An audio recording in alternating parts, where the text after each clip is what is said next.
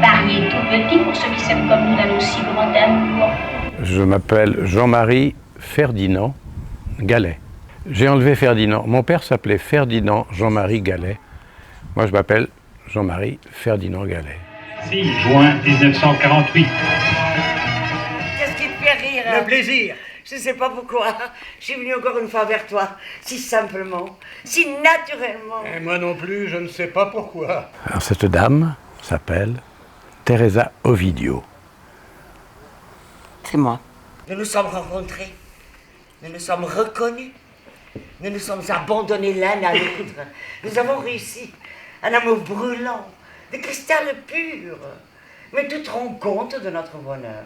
On est un couple, mais living apart, c'est quoi le nom anglais? Living apart together. Living apart together. Ça veut dire on vit séparément, mais ensemble. Je t'aime, je t'aime, je t'aime. Elle avait une manière de répéter par 3 fois « je t'aime, je t'aime, je t'aime » d'une voix chuchotée et précipitée comme un credo un peu traqué. Camus et Casares, Voilà. c'est ce qui s'est passé en quelque sorte. En quelque sorte, oui. Ils étaient obligés de living apart together. Ouais. Ils Par les étaient obligés. événements. Je ne sais pas si c'était un choix, mais Bah, c'était une époque tout à fait différente. très. Par exemple, lui ne Très pouvait pas différent. divorcer. Mais en même temps, est-ce qu'il aurait divorcé? Jamais. Je sais pas. Comment as-tu pu, toi, me prendre là même où tu l'avais prise? Oh, à cet instant-là, je t'ai haï. Je suis devenue folle. Ils se sont rencontrés en 1944, le 6 juin. Ils tombent en arrêt l'un devant l'autre. Ils tombent amoureux l'un de l'autre. Ils passent 3 ou 4 jours ensemble. Quelque chose de fulgurant. Et puis, c'est donc le jour du débarquement. Hein. À ce moment-là, il avait sa femme qu'il avait laissée en Algérie. Donc, ils se séparent au bout de 3 jours. Il disparaît, il repart en Algérie, elle reste. Elle n'a pas pu accepter le fait qu'il soit marié. Cette pointe est toujours là, pour me ramener à la réalité. Il me présente une image que je connais bien. Toi et tes enfants. Je pense que si tu ne les quittes pas maintenant, tu ne les quitteras jamais. Ils se sont aimés jusqu'à sa mort. Voilà. D'abord en plein jour, en se cachant de sa femme, puis ça s'est très vite su. La femme, il ne pouvait pas le cacher, et donc tout le monde le savait. Voilà. Et puis il a disparu le 4 janvier 1960. Et voilà, et les cloches sonnent. Le soir, quand arrive l'heure difficile, 1 ou 2 vers me tiennent debout, tournés vers toi. Tout ce qui m'entoure disparaît.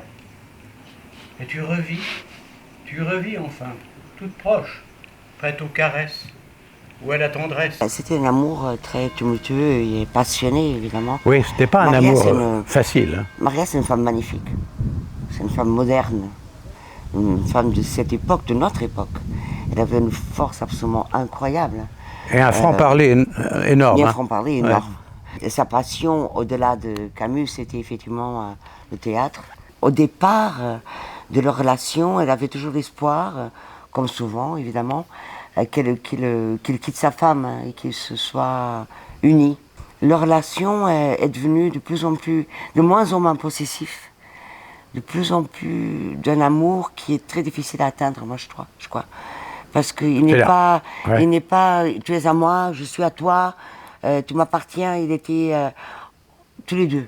On s'aime les deux et tout ce qu'on peut faire tous les deux, l'un avec l'autre et l'un sans l'autre. Et que cette journée où j'entre dans le 2e versant de la vie commence avec toi. Comme Dante, arrivé à cet âge, devant le seuil des enfers, se voit donner la main par Virgile, qui le conduira doucement jusque parmi les morts. Ce qui est important de savoir, c'est que le Camus de la vie, le Camus normal, était quelqu'un d'extrêmement solitaire, malheureux, hanté par le désespoir et la mort. Tuberculeux depuis tout jeune, il mourait à l'époque de cela, donc c'était quelque chose de constant chez lui. Ouais. Et elle ramenait la vie dans cette, Ouais. dans cette mort, dans une relation absolument... Ouais. Et donc du coup ça a dépassé tout ce qui était le quotidien Ouais. pour atteindre un niveau non seulement physique évidemment, mais spirituel aussi. Je ne peux pas vivre ainsi. Je ne peux pas. Que m'arrive-t-il, mon chéri?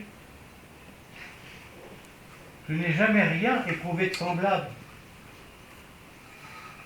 Je n'estime rien.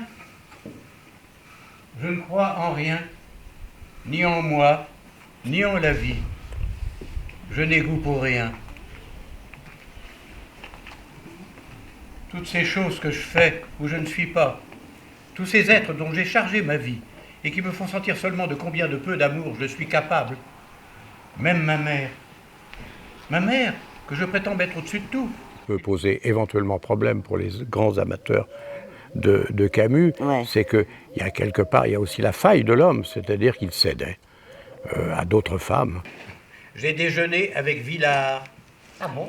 Il voudrait monter l'état de siège un jour, ailleurs, pouvoir le faire et ne pas le faire, marier la figue et le raisin, la chair et le poisson, avoir un texte de moi ou de Sartre, jouer pour me faire plaisir, mes pièces en Pologne. Et vraiment? Quand la correspondance est sortie. Elle est sortie, on a écrit à Catherine Camus, Camus. on était allé la voir chez elle, elle nous a pris la main, c'était le jour de la Saint-Jean, hein. Il y avait une fête au village, c'est-à-dire la fête à Lourmarin, et elle nous a filmés, elle nous a regardés de loin, et puis elle nous a dit oui, vous avez l'air intéressant, plein de flammes, mais j'ai d'autres dessins pour cette pièce, pour ces textes. Adjani est là, Lambert Wilson va le lire au festival, attendez un peu, on verra. Et on lui a dit, mais On a tenu. on va tenir, on attend, ils ne le feront pas. Ils ne le feront pas parce qu'ils n'oseront pas. Ils n'auront pas la force d'y aller. C'est difficile de rentrer dans ces textes et de les interpréter réellement. On peut les lire en public, mais de là à les incarner, c'est autre chose. La morale coupe en deux, décharne. Il faut la fuir, accepter d'être jugé et de ne plus juger. Dire oui, faire l'unité. Et en attendant, souffrir d'agonie.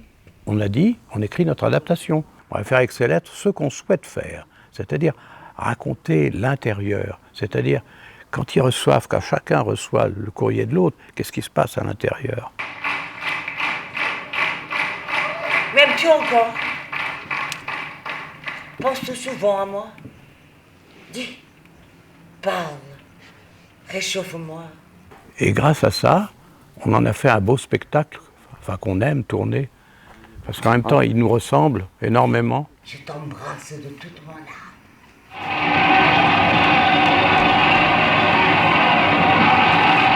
Le message que le monde attendait sort du plus profond de l'âme française.